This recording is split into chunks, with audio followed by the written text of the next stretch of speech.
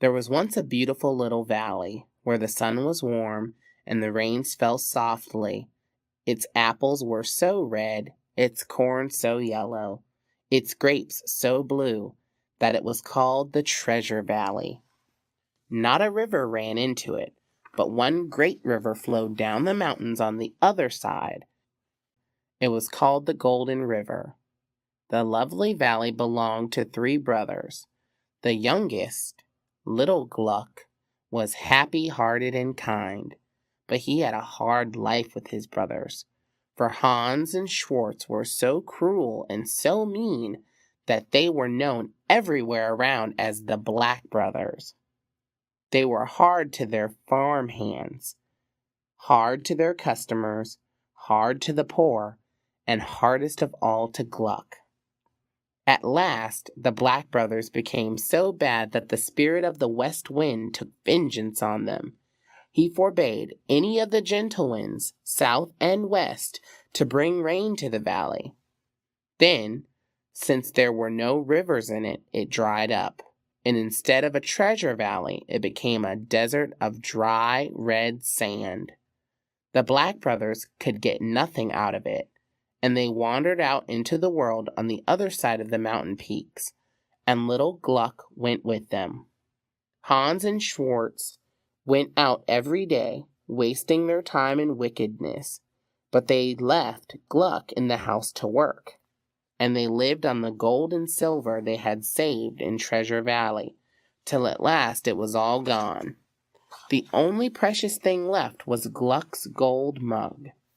This the Black Brothers decided to melt into spoons to sell, and in spite of Gluck's tears, they put it in the melting pot and went out, leaving him to watch it.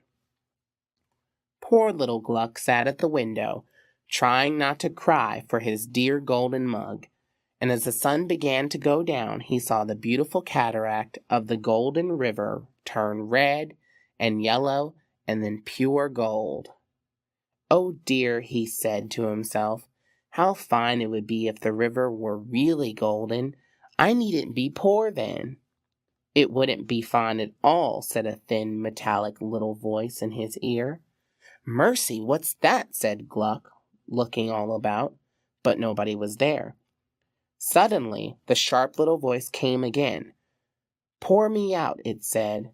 "I am too hot." It seemed to come right from the oven, and as Gluck stood, staring in fright, it came again. "Pour me out, I'm too hot." Gluck was very much frightened, but he went and looked in the melting pot. When he touched it, the little voice said, "Pour me out, I say." And Gluck took the handle and began to pour the gold out.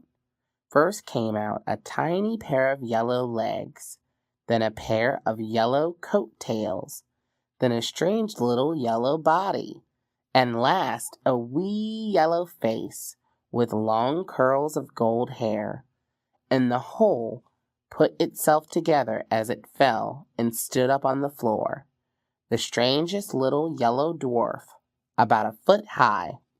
"Dear me," said Gluck. But the little yellow man said, "Gluck, do you know who I am? I am the King of the Golden River."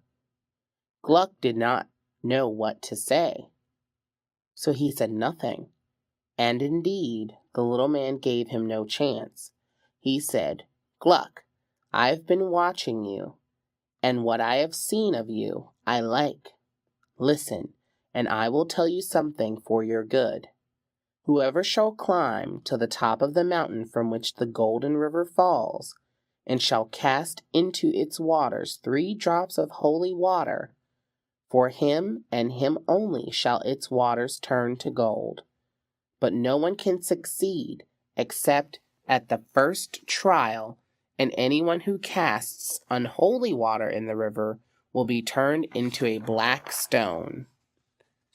And then, before Gluck could draw his breath, the king walked straight into the hottest flame of the fire and vanished up the chimney. When Gluck's brothers came home, they beat him black and blue because the mug was gone. But when he told them about the King of the Golden River, they quarreled all night as to which should go to get the gold. At last, Hans, who was the stronger, got the better of Schwartz and started off. The priest would not give such a bad man any holy water, so he stole a bottle full. Then he took a basket of bread and wine and began to climb the mountain. He climbed fast and soon came to the end of the first hill. But there he found a great glacier, a hill of ice, which he had never seen before. It was horrible to cross. The ice was slippery, great gulfs yawned before him, and noises like groans and shrieks came from under his feet. He lost his basket of bread and wine and was quite faint with fear and exhaustion when his feet touched firm ground again. Next he came to a hill of hot red rock, without a bit of grass to ease the feet, or a particle of shade. After an hour's climb, he was so thirsty that he felt that he must drink. He looked at the flask of water. 3 drops are enough, he thought. I will just cool my lips. He was lifting the flask to his lips when he saw something beside him in the path. It was a small dog, and it seemed to be dying of thirst. Its tongue was out, its legs were lifeless, and a swarm of black ants were crawling about its lips. It looked piteously at the bottle which Hans had. Hans raised the bottle, drank, kicked at the animal, and passed on. A strange black shadow came across the blue sky. Another hour Hans climbed. The rocks grew hotter and the way steeper every moment. At last he could bear it no longer. He must drink. The bottle was half empty, but he decided to drink half of what was left. As he lifted it, something moved in the path beside him. It was a child, lying nearly dead of thirst on the rock, its eyes closed, its lips burning, its breath coming in gasps. Hans looked at it, drank, and passed on. A dark cloud came over the sun, and long shadows crept up the mountainside. It grew very steep now, and the air weighed like lead on Hans's forehead. But the Golden River was very near. Hans stopped a moment to breathe, then started to climb the last height. As he clambered on, he saw an old man lying in the path. His eyes were sunken and his face deadly pale. "Water," he said, "water." "I have none for you," said Hans. "You have had your share of life." He strode over the old man's body and climbed on. A flash of blue lightning dazzled him for an instant, and then the heavens were dark. At last Hans stood on the brink of the cataract of the Golden River. The sound of its roaring filled the air. He drew the flask from his side and hurled it into the torrent. As he did so, an icy chill shot through him. He shrieked and fell, and the river rose and flowed over the black stone. When Hans did not come back, Gluck grieved, but Schwartz was glad. He decided to go and get the gold for himself.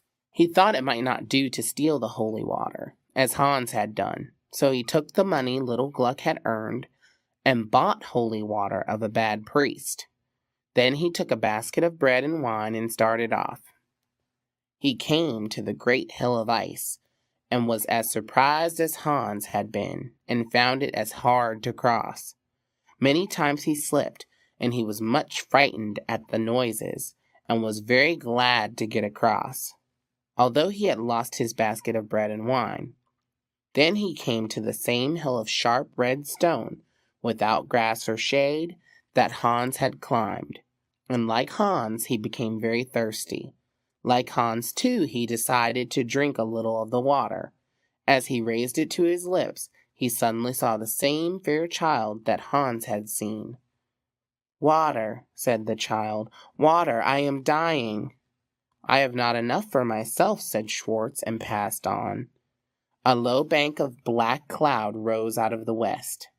When he had climbed for another hour, the thirst overcame him again, and again he lifted the flask to his lips. As he did so, he saw an old man who begged for water.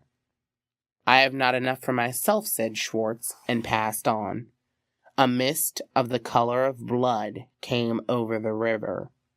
Then Schwartz climbed for another hour, and once more he had to drink. This time, as he lifted the flask, he thought he saw his brother Hans before him.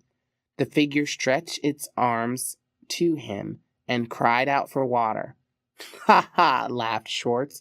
"Do you suppose I brought the water up here for you?"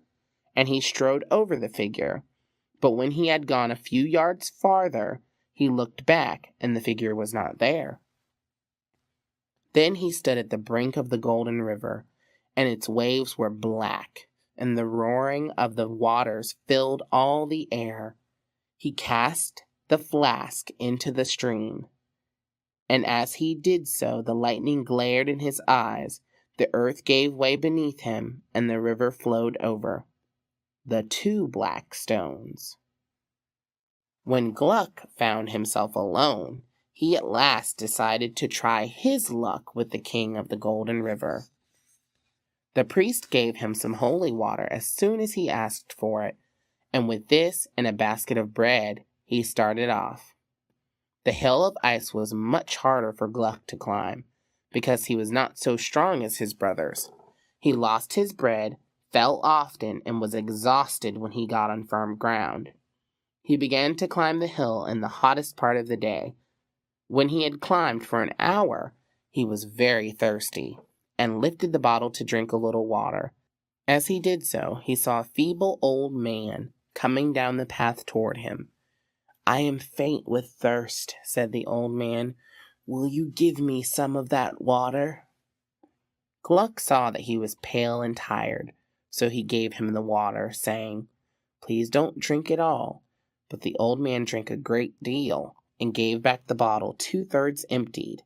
Then he bade Gluck good speed, and Gluck went on merrily.